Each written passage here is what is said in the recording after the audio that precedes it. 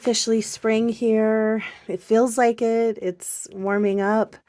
And of course, the dandelions have come up. They're some of the first food for native pollinators and honeybees, and they're good for us too. They're edible. The root is a medicine and a tonic. You can eat the leaves, you can fry up the flowers.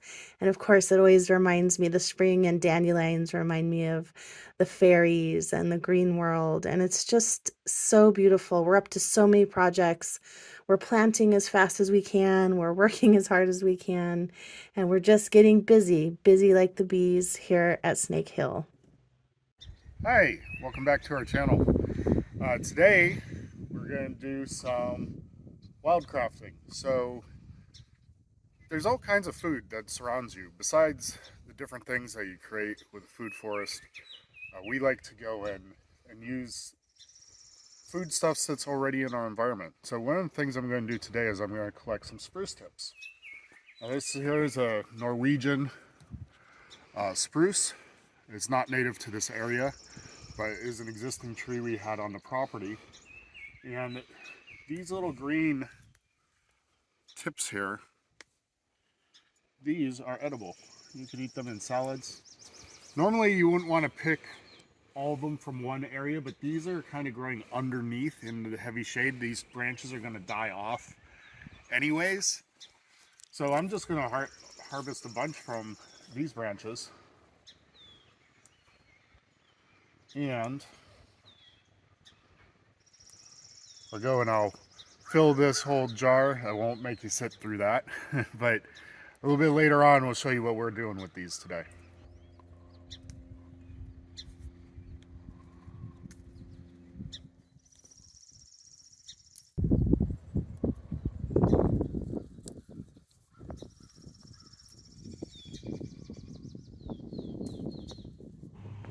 So today we're going to uncover our hazelnuts. We stored away our hazelnuts here in this bucket over the winter. We piled it in some wood chips, and we are going to see if these are viable.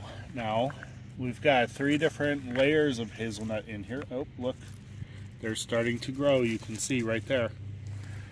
So we got to be super careful. We're going to pull these out very carefully, and we're going to go and wrap them up. So these worked out really well.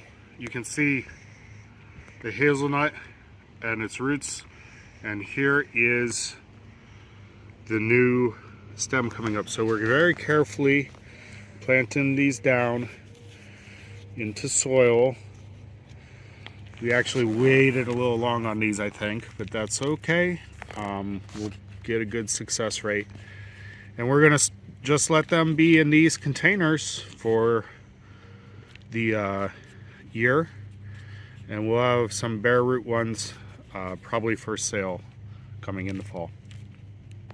So these here are our Cortland variety of hazelnut. Again, some of these will be for sale. Some of these we're just going to keep as mother stock and have them crossbreed with other hazelnuts. We're just going to try to keep improving our cultivars, and eventually we'll have cultivars for sale and variety from seed. Cultivar is where we clone it, and varieties are where we grow it from seed, like we're doing right now. So we went and we dumped out the hazelnuts, last ones we had, and we can see we've got a bunch. I'm gonna plant these all up, get more of them growing. That's important. So we finally got our different hazelnuts planted out, and we're starting them off in these. I'm pretty sure we're going to go and transfer these probably into some air-pruned environment, maybe soil bags or something, because they'll have much more extensive roots, much bigger than these little pots. But we had to get them out of the bucket. This is what we had at the time, so you do what you got to do. And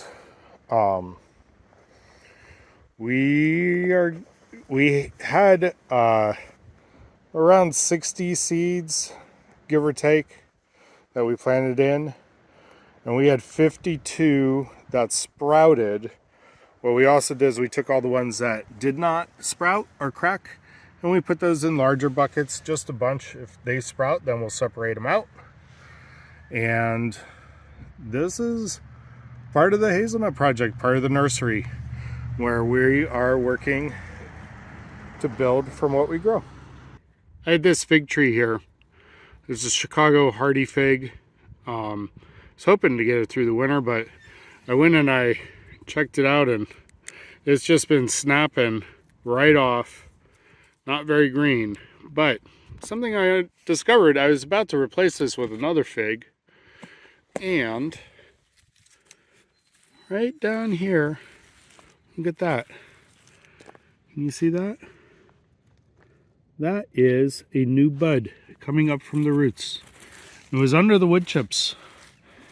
They had kind of fallen in during the snow. You shouldn't put wood chips right up against trees. Have them around your trees, not right up against them. But that is a good example why. I have this beautiful new bud coming up. So this Chicago hardy fig did survive here through our winter. We even had the polar vortex events down to negative 19 degrees Fahrenheit. It was rough. And I didn't think this would survive, but it did. It must have been all this mulch I put around. Next year, I'll have to put in even more mulch. Look at this. This right here, that's some grass we'll chop and drop. Here's an Egyptian walking onion. I'd planted a few of these around the trees last year, and I want them to just become a perennial. Walk around. Oh, there's another one here next to this fig. All right, guys. Help her out. Let's see if she does well. I think she will. She survived the winter.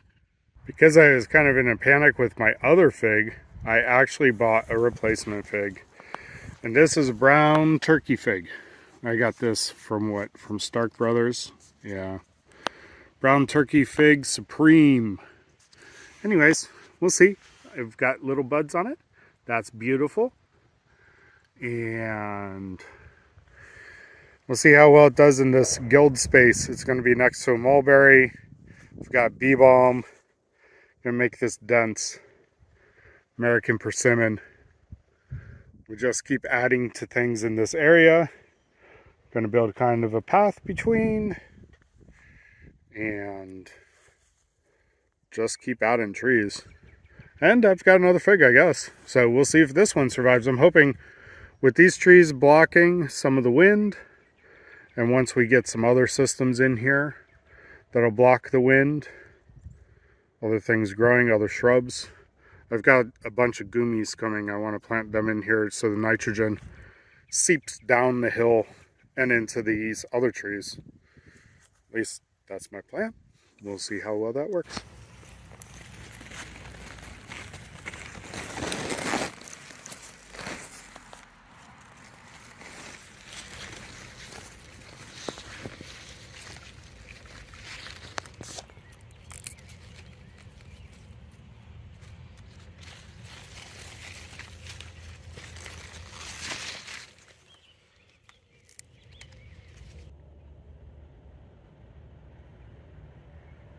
All right, so we went and we gathered up about a pint jar of the spruce tips.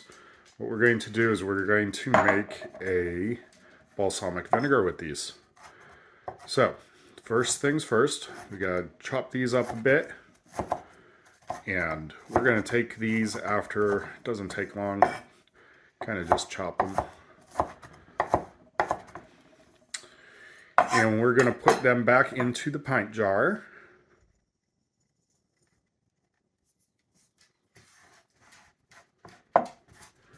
If you've never had a spruce tip, like eaten one, and you can do this with any type of spruce tree, they're very citrusy tasting. They're pretty neat. You can just chop them up, put them straight on your salad if you want to eat them that way. We're going to take some honey. We're going to put in like a tablespoon into this. This is some local honey from a beekeeper up the road. Hoping next year we do this, maybe we will have some of our own honey to use. And then we're going to put in a little bit of peppercorns, put in about 6 of these. Let's just give it a little bit more flavor. And then we've got our apple cider vinegar here. This is apple scrap vinegar that we made this year. So this is a homemade vinegar. We fermented the apple scraps from when we were canning some apples. And we're just going to fill this up all the way. And we're going to put on a non-reactive cap on it and put it in a dark place and shake it every couple of days. And in about 3 months or so, we'll have a wonderful flavored vinegar that we can use for salad dressings, all kinds of things you'd use balsamic vinegar for. Yep, just get that honey dissolved. Takes a little bit of time, but that's what we're doing. So thank you for being here with us, and we'll see you on the next channel. Bye.